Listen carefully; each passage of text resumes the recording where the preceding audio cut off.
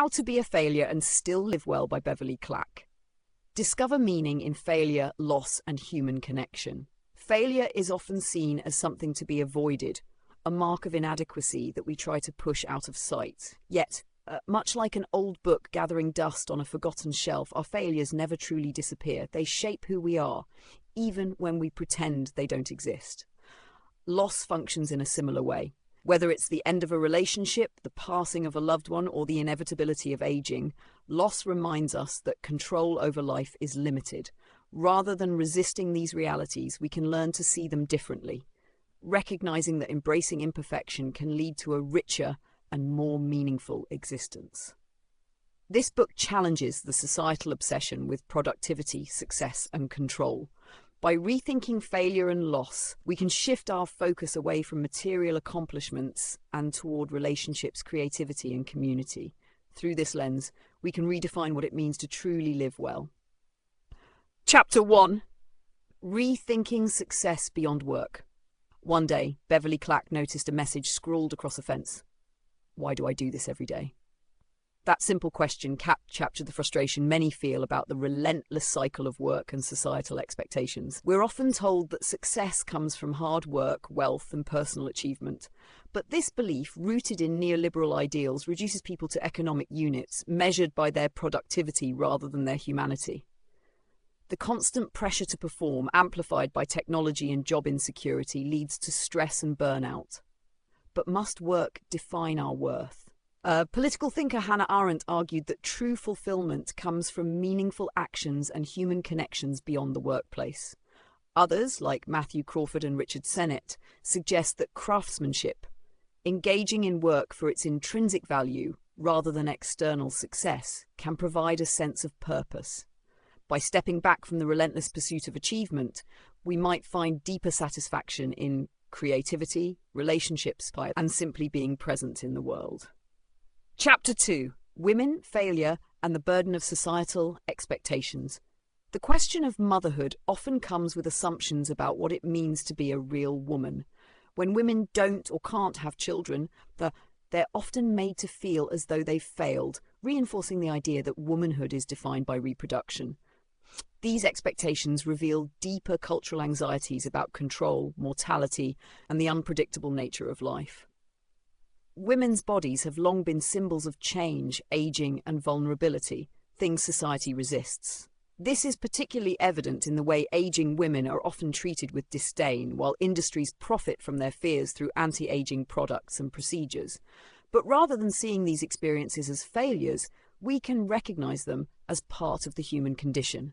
Loss, whether of youth, traditional roles, or personal dreams, isn't a flaw but a natural part of life. By shifting focus from unattainable ideals to meaningful connections and experiences, we can develop a deeper appreciation for what truly matters. Chapter 3. The Illusion of Control Over Life and Death. How much control do we really have over our lives and over death? Modern culture, obsessed with success and independence, often frames mortality as something to be defeated. Advances in medicine reinforce the illusion that death can always be delayed, creating unrealistic expectations. Philosophers throughout history have grappled with these questions. Some, like the Epicureans and Buddhists, see death as a natural part of existence that should be accepted with humility. Others, like Augustine, view it as an unnatural punishment. These perspectives continue to shape how we think about mortality today. But facing illness and death reveals an undeniable truth. No one is truly self-sufficient. People facing terminal diagnoses often find peace not in fighting death, but in embracing connection and presence. Stories like those of Philip Gould and Kate Gross, who turned their final days into moments of deep reflection and love, illustrate the power of letting go of control.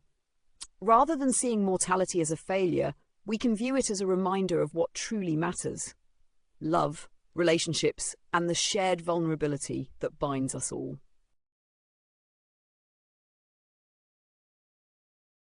When metrics replace meaning.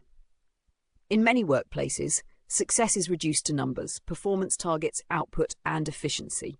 But when everything is measured, creativity and individuality are stifled.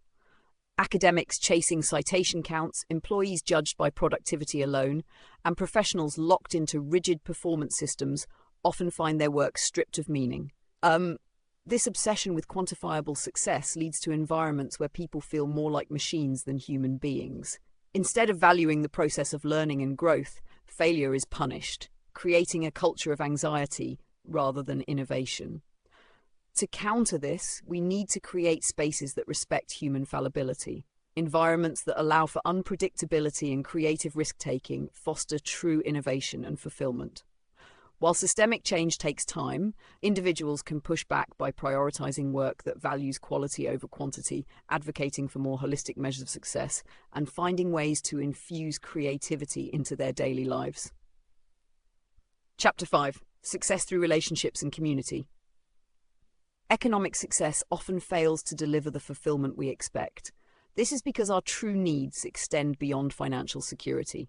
Philosophers have suggested that rather than being driven purely by self-interest, Homo economicus, we are deeply social beings, Homo religiosus, who find meaning in relationships, spirituality, and shared experiences. Periods of crisis, whether personal struggles or societal upheavals, can shift our understanding of success. Instead of measuring ourselves by wealth or status, we can find deeper satisfaction in building strong communities and fostering meaningful connections. Nietzsche warned against the superficial pursuit of success, advocating for a more profound personal sense of purpose. Julia Kristeva highlighted how identity and well-being are shaped by relationships. Their insights remind us that fulfillment is not an individual pursuit but a collective one. By prioritizing relationships and shared experiences over material achievements, we redefine what it means to thrive. Chapter 6: Learning to live with failure and loss. Imagine standing in the middle of a vast desert. The landscape is indifferent to your existence, yet its sheer scale puts everything into perspective. Failure and loss function in a similar way. They can feel overwhelming, but they also offer an opportunity to reassess what truly matters. Struggles are inevitable, but rather than seeing them as obstacles, we can view them as moments for self-discovery. While success can keep us distracted, failure forces us to reflect. It reminds us of our vulnerability and our shared human experience. In times of loss, it can be tempting to rush forward, seeking distraction. But sometimes the best response is to pause. Moments of silence and solitude can reveal new perspectives.